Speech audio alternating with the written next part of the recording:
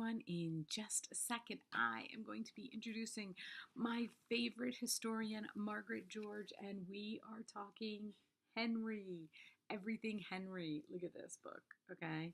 I've been through this book actually a couple of times because I made notes, and it is so fun. I love the way she did this book. Margaret is amazing. Her research is beyond, and she does it's called the Autobiography because she does it from like his perspective, but then she also does little excerpts from Will Summers, and I can't wait to talk to her. So everyone, here is Margaret.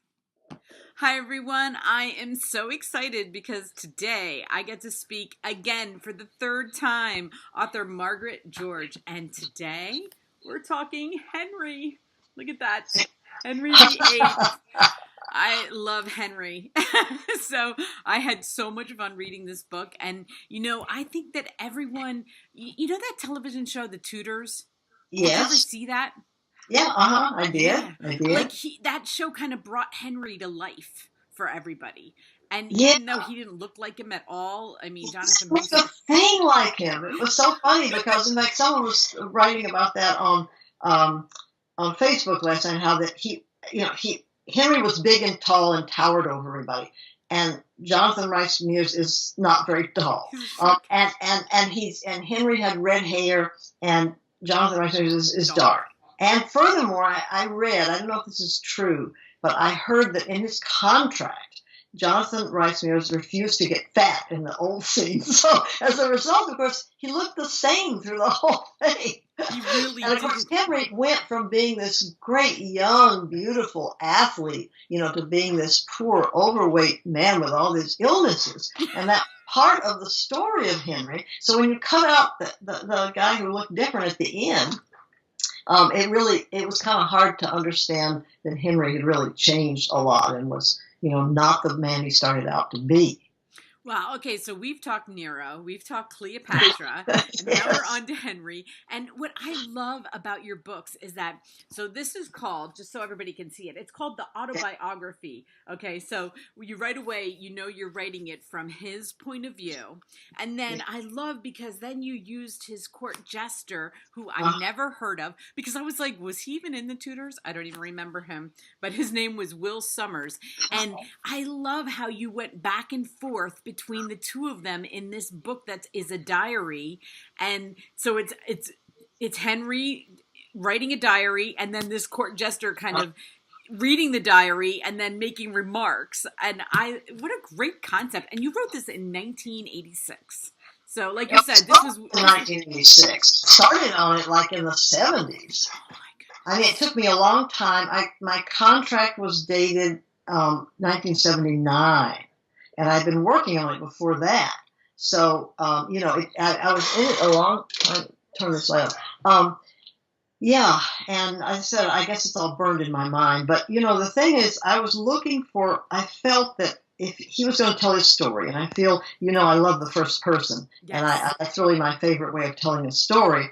But you often need some kind of corrective comment from somebody else.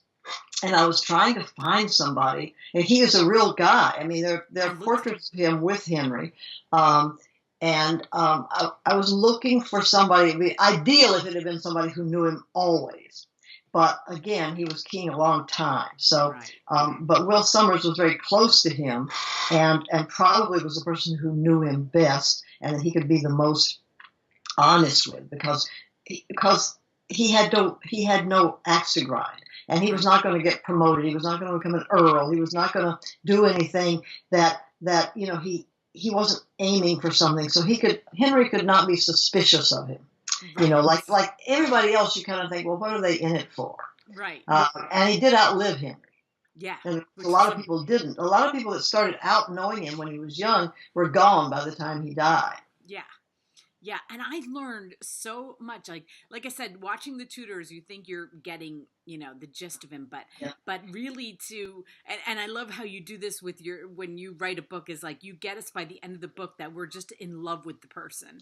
Okay, and I mean you did that with Nero, okay, which how is that possible? I mean Cleopatra is easy, but with Henry, seeing things through his eyes, and how everybody knows him. It's like, oh, he had 6 wives. Oh, 2 of them were beheaded. He sounds like this like Yeah. horrible, horrible guy. When Yeah. when looked at it like a little bit in a different direction, he was a guy who wasn't supposed to be king.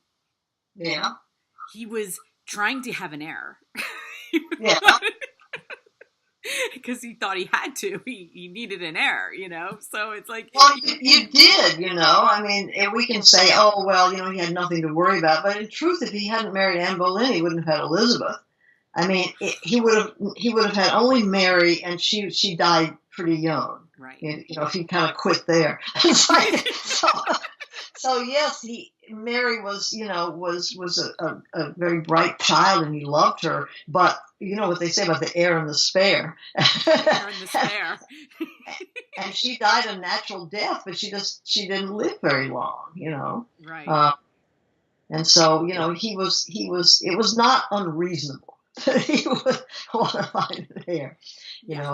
I mean, the resistance, of trying to get the heir, like Yeah. I started to feel like, think about Catherine, and I knew so little about her. I learned so much from you about Catherine of Aragon, and is her spelling always different? Like, I kept finding the K and the C. Yeah. There's many different spellings of Catherine anyway, but I think with a K for her, and then the other Catherine with a C, and then then there was yet another Catherine. I mean, 3 wives named Catherine. But I did think that the Catherine on the Tudors was very good. I really did. I thought the actress portraying her was kind of the way I imagined. The portraits and the way she's presented sometimes is that she's this old, really out of it, unattractive, just being obstinate.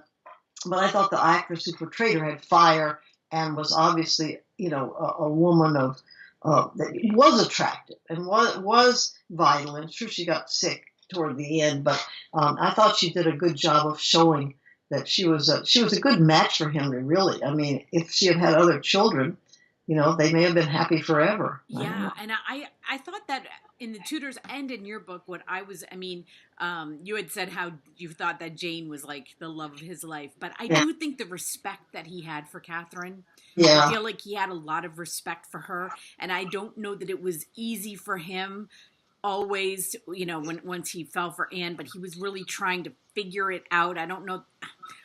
It's kind of complicated, but I go back and forth because I think that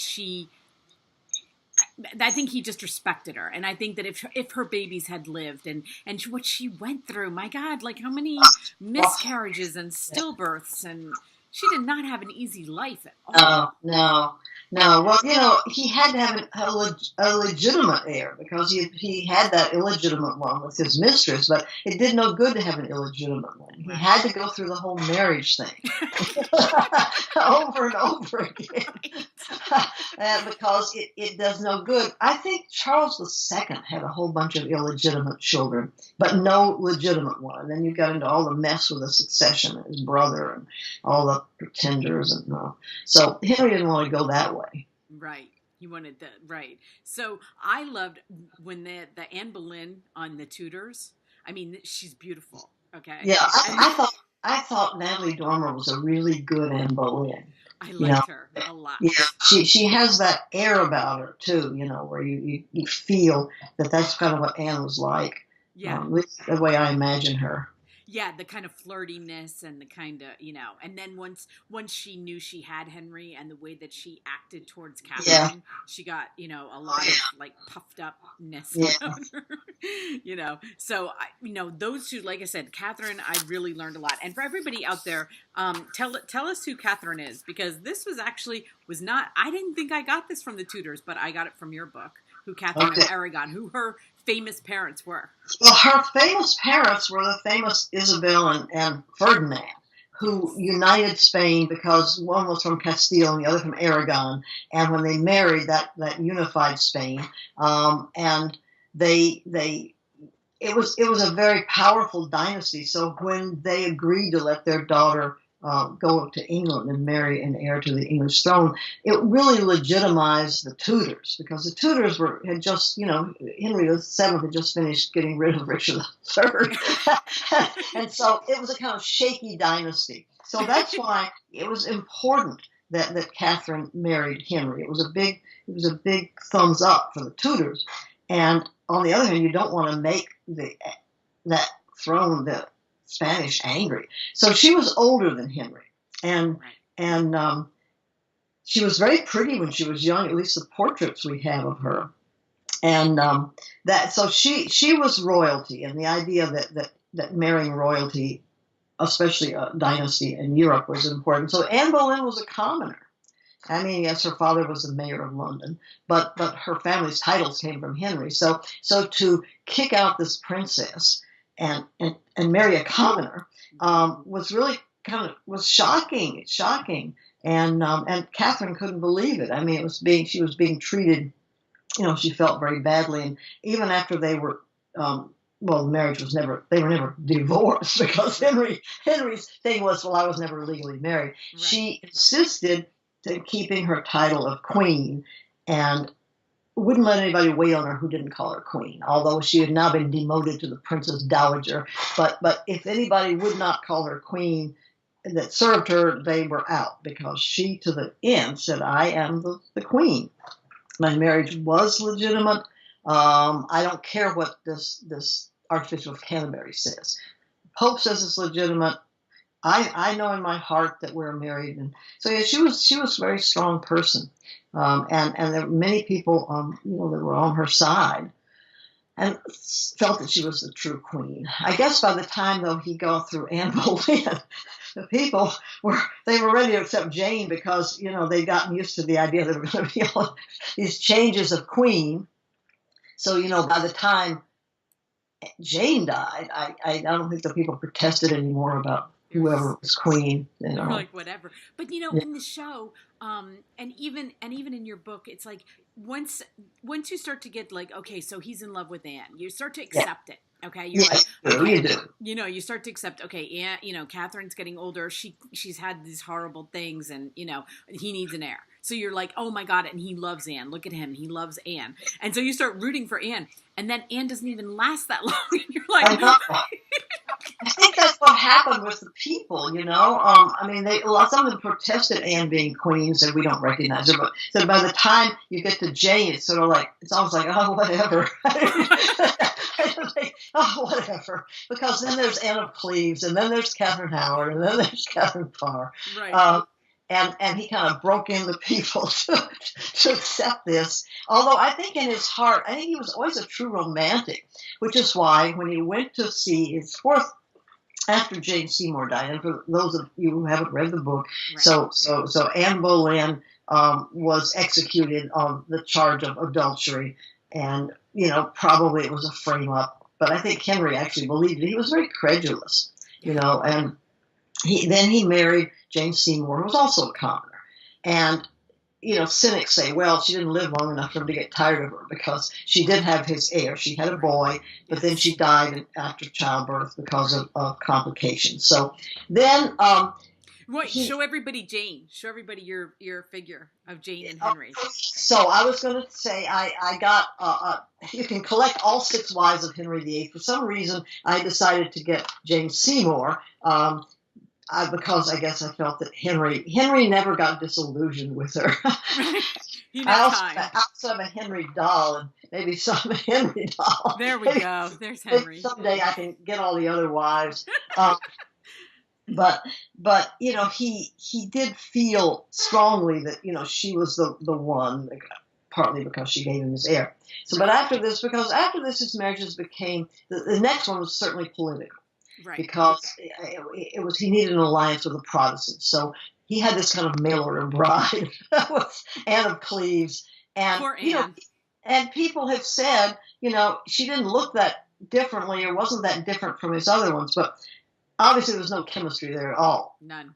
But he had built this up and said, I will meet her in disguise, and I would give her gifts, and I will do all this. Well, she didn't react the way he thought, and she didn't look the way he thought she did, and she didn't speak English very well, and the thing was just a bad thing from the get-go. So that almost was never really a marriage. I mean, he had to go through with it because it was all set up and all the lasted like 6 ceremony, yeah. months or But something. as soon as possible, Yeah. they got an annulment, and she didn't argue about it. Maybe she was as turned off to him as he was to her, and Probably. she allowed herself to be called the king's sister. Right. And she made out like a bandit because he was happy. She wasn't fighting with him. She was his honored sister. He gave her a castle, and she was pleasant about everything. And because that really had just been a political marriage anyway. But the Catherine Howard one was the one that I found the most psychologically interesting, because I had this idea, and I don't know if it's true. Nobody will ever know. But she was a lot like Anne Boleyn. She was Anne's cousin. She looked like Anne Boleyn. Right. And you kind of wonder if he wanted to kind of have a do-over with Anne Boleyn. He wanted to do it again and have it turn out differently. Maybe he felt guilty about it. Maybe he felt that, she hadn't been guilty. But anyway, it turned out the same. Only whatever it was that he thought Anne did, it turned out Catherine really did do. Right. She really did have affairs with people. And, she was so young and so innocent, and in many ways not realizing that as queen, she was going to be under a lot of scrutiny. It's like people that want to run for president. Right. And they don't realize everything about them is now going to be in the spotlight. And some people's wives, have just said, like Colin Powell's wife, I just don't want that scrutiny. Not that he has skeletons in the closet, but who needs it? And so, she was young, and he was 50 at this time. He was 50 by Catherine. Yeah, and she was only 19. Right. So, right away. But she should have realized that, everybody was, anything she had in the past, any dirt was going to come out. Right. And she certainly shouldn't keep on. How dumb can you be to point your ex-lovers to be your secretary and to write panning love letters to the guy who's Henry's, valet? Yeah. I mean, she wasn't smart. She was just not too smart. No. But it was a sad story because Henry fooled himself. I mean, he had to be blind. Yeah. To have taken this on and trusted her and called her his rose without a thorn. Yeah, he just loved really, her. It was sad because it's sort of the story of the old man who's really kind of out of it and doesnn't realize. Well, it's like Claudius and Messalina. It's the same story.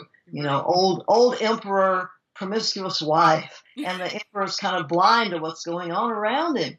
So then he finally settled down with Catherine Parr. But the irony, there's so many sad stories in his life, because Catherine Parr really was in love with somebody else, but was able to put that aside and say, okay, God, she was very religious, and God wants me to, this is my job, this is my duty. And then after Henry dies, she finally gets to marry this Thomas Seymour that she was in love with, and he turns out to be a real cad. And flirts with Elizabeth behind her back, and finally she has this baby, and then she dies after childbirth. So what a sad life that woman had. Yeah, we think these people did not have easy lives. No, they didn't. They didn't. So they just it was the personalities involved in his story, and then not to mention Thomas More and Cromwell and Wolsey and they're really extraordinary. The constellation of people that he knew and that served him and he was involved with.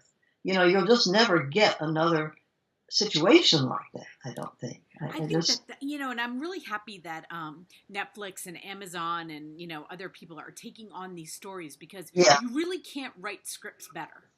And it's history. It's true, and you can't write better TV than the thing. That's what I loved about the Tudors, is that it wasn't even, they tried to keep it as much as truth. And but the truth was better than anything they could have come up with anyway. Yeah, I think that too. Well, way back in the early 70s, and I first saw this when I was getting interested in the Henry story, was the one that the BBC did. It was called The Six Wives of Henry VIII, and each episode had 90 minutes, which was very good. Yeah, you saw that. So I saw it on YouTube. To really develop it, yeah. Whereas a 2-hour movie just can't do it. No. I mean, that's why you have a movie that's only about Thomas More, only about Anne Boleyn, or only, but you need his whole life, and you need a series really. So it's nice that cable can do that, right? Because the networks really can't. I don't think they are involved in any kind of long-term, miniseries development thing. So Right. Well, just so everybody sees, I mean, this is a huge book, but Margaret only writes big books, okay? Big books. What is it? A whale of a book about a whale of a king is what one of the reviewers said. But it's so good. Like your books are so good because they bring, I don't know, it's such simple language to bring somebody from that far away to the present, kind of like in our language, and understandable and sympathetic, and you get to know all of these people that even the minor characters in Henry's life are in here, and you give them a voice, and I just love, that's why I could read your books all the time. I love your books. Well, thank you. Well, I was grateful that the publisher let me have that length, because I know, well, at that time there were still a few people writing long books. Now not so much anymore. Right. And I think it's hard to life that rich and complicated. You just can't summarize it. It's just right. Otherwise you wouldn't get to know the characters really. They would just float in and out and be names. So I'm lucky. Yeah, and my criticism of how I learned history in school, I was going to school in the 70s and I graduated in 82 from high school, is that I think this is why your books help me so much, is that we never get the big picture. They would take snippets, and I could never connect the dots, and as far as like the Tudors, it's like, as I'm reading this, I'm like, oh, of course, but I couldn't connect like Henry VII. Oh, okay, so he came. Oh, and then there was Arthur, and then came Henry, and like to put the whole thing together, it's like we would just get thrown these facts, but then the picture didn't ever make sense. You know what I mean? And that's what I tried to do when I homeschooled my kids, is try to give everybody the picture, of what history was looking like at the time. And you're so good at that. Well, I feel that you have to have the whole thing, and that's kind of out of fashion now. It's like they want a snippet of something, and they want just the scene of I don't know. Well, even I guess there's a series of popular history being written by this man. I'm not sure what his name is, but you probably know. But he takes like one thing, like Thomas Jefferson and the pirates. And it's about Thomas Jefferson and the Barbary Pirates. And then there's Andrew Jackson and the Battle of New Orleans, but nothing else about them, so that he manages to have a whole book really just about this. But on the other hand, wouldn't you like to know other things about Thomas Jefferson? Wouldn't you like to know other things about Jackson? It's like they take this little nugget out, and I'm sure it's well written and they're very popular. But on the other hand, you'd like to know what happened before and what happened after. Right, and that's how I felt about Cleopatra, too. And it was like, when I got done with this book, I felt like I really understood the story. I didn't just, read facts about his wives, and I feel like I really understood what was going on in England during this time, because yes, the wives were interesting, but there was lots of other stuff going on. I mean, he was changing a religion, okay? He was changing it wasn't just about divorcing Catherine. He was changing the Church of England, which was important. And then it's also important that some of his wives were Catholic, and what was going on in the, all the politics behind it. And you cover everything in here. And that's what I loved about it. It wasn't just like, here's Henry and here's his wives and here. Well, that's what you see in say like Anne of 1,000 Days. It was about Henry and Anne Boleyn, but you didn't really know much else that was going on. Right. I like I like to cover things like that. I think that, yeah, you know, there's a very good book that's coming out. It's come out in England now. It's called The Butcher's Daughter, and it's going to be in America too. And it's about the dissolution of the monasteries, as told from the point of view of somebody who had been a nun. And so, that's how it affected everyday people. I mean, Henry did things that changed everything. Right. And so, they did close the monasteries, and I do have that in there. But I didn't ever say what it was like if you were in the monastery and had to leave and go do something else, and what it was like, what an upheaval it was socially. Right. So, yeah, I mean, there's just so much else going on besides, love letters to Anne Boleyn. Right. And, that's how you start to think. I mean, even the Tudors, the show didn't really cover the it showed some of the politics, but really it was about his personal life and not necessarily what was going on. But I love English history. I was so happy to do this book next because, and especially like now we got the royal wedding coming up. Again, like England is always, like it's so bigger than life, the royal family now. It's different because they're not as political as it was then, but they're still like everybody in here like looks to them and is like, oh, look at their, Well, you think how ironic it is in a way, because now, poor Henry, I mean, he wouldn't need to have to get an male heir because they've now changed the law so that the firstborn will be. So, Henry was just 500 years too early. and then also that all the royal people marry commoners now. Right. I mean, before it was, and I thought, all the queen, Sarah Fergie was a commoner. Diana had a title. Mm-hmm. But Edward's wife, Sophie, was a commoner. And then both of the boys, the grandchildren, and William and Harry are marrying commoners. Right. And I thought, well, it really has changed the whole way that things are now. But Henry's probably turning over his grave, especially as Harry and Meghan are getting married, where Henry's buried beneath the chapel floor. So he may be turning his or maybe he'll be saying, "Hey, I paved the way." You go. Yeah, right. I paved the way, you guys. I did it first, and it's because of me that you can get married here with no trouble. Right. And he got to, he's Elizabeth, the first Elizabeth. He's got to be the dad of. Yeah. I mean, Mary didn't last very long, and I had watched a documentary on the two of them. It was a very interesting documentary where they tried to set them up as sisters and how they got along and how they hated I don't know, it went back and forth like on them getting along and then not getting along. And, but which one, did they both, no, Elizabeth had children, right? No, Elizabeth had no children. She was the Virgin Queen. Mary had children?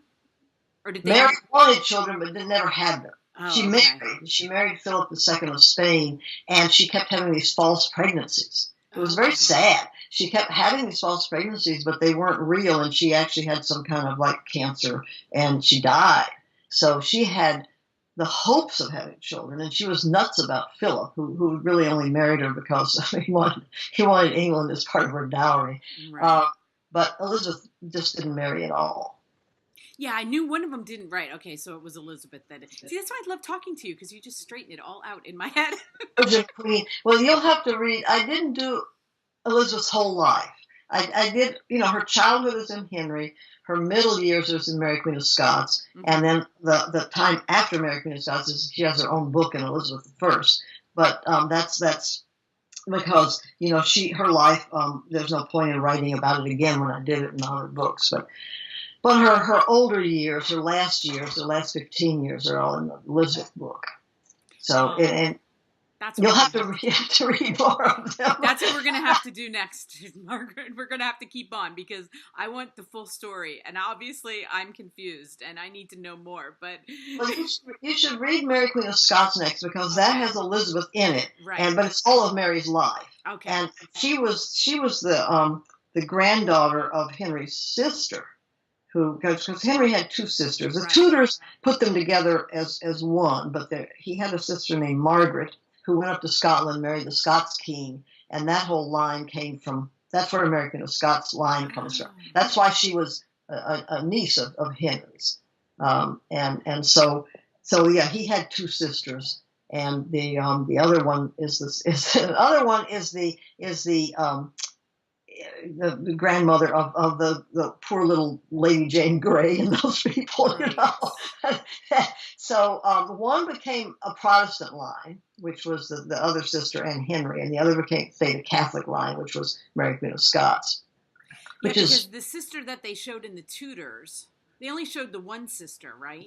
Yeah, and they changed it because they decided he only had one sister for this. They didn't want to confuse things, and they had her marry the king of Portugal instead of the king of France. I think they didn't want to get into the whole French thing because there was all that French and that rivalry with the French and all that stuff. I think it was just too complicated. So they just made it simple by having her marry the old king of Portugal, and then he died. And then she came back to England. It is for a small family, it was pretty complicated. I mean, they didn't have a very big family. Right. There weren't 9 kids. There were like, right. There's only 4. Like 4. And, but because people died then too. I mean, it's like, you go off and you marry the king of France or the king of Portugal, and he's old and he dies. Right. So you get a second marriage there with that person, and so it becomes a bigger canvas than you would think. Right. Well, you know what? Even though this book was written, published back in 1986, everyone, if you want a great book on Henry, there it is. I mean, it is just beautiful. I love this book so much. It's dear to my heart, First book. Yeah. First book. I mean, come on. Look at that. Yeah.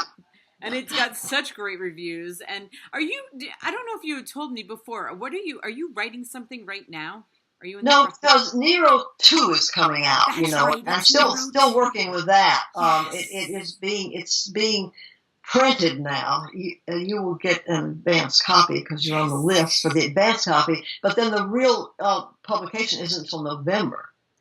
So I'm involved in all of that, with Nero, and so until that's over, I'm not going to be working. I can't believe I forgot about Nero too, because Nero was so big, and I thought I had it around here. It's somewhere.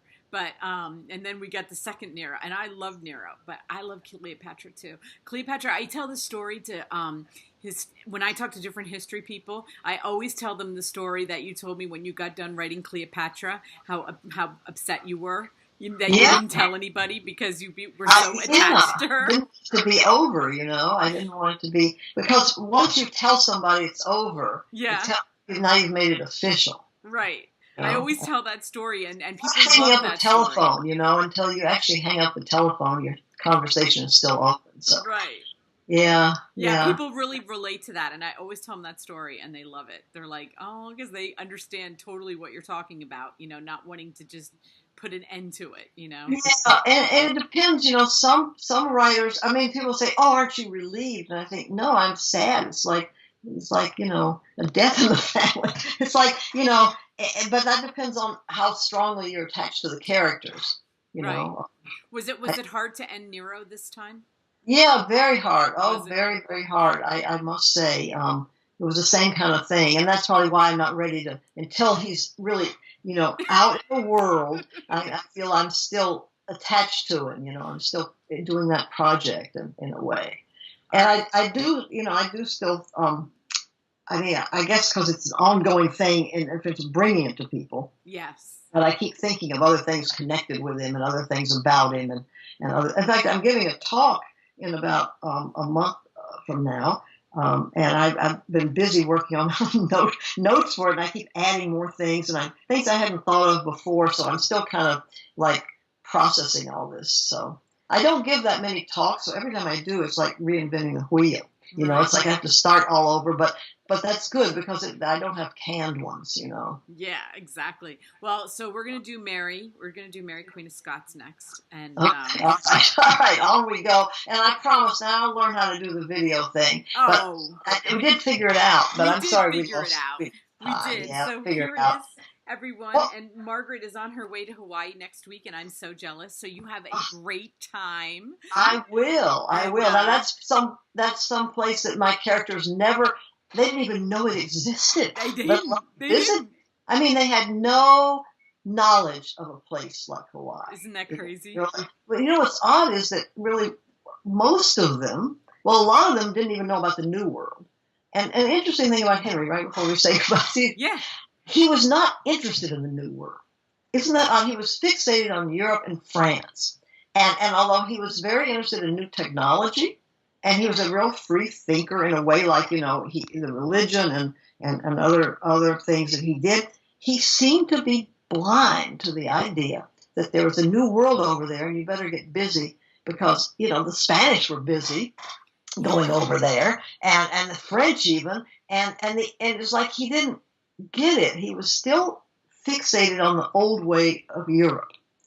And it wasn't until Elizabeth that really the English began to colonize the New World and say, hey, you know, we need to get in on this. That is really interesting to think about because it would have been so new, but it was like he just, you know, he was so wanted to be a part of Europe. Like he wasn't looking that way. He wasn't looking. And maybe because the Tudors were a new dynasty and he could only think about getting the approval of Europe to say, you know, hey, you know, this is a new dynasty and we accept you. Right. And it was almost like wanting to belong to this old boys club.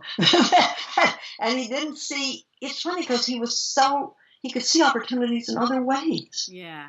It shows that people are such a mixture, you know.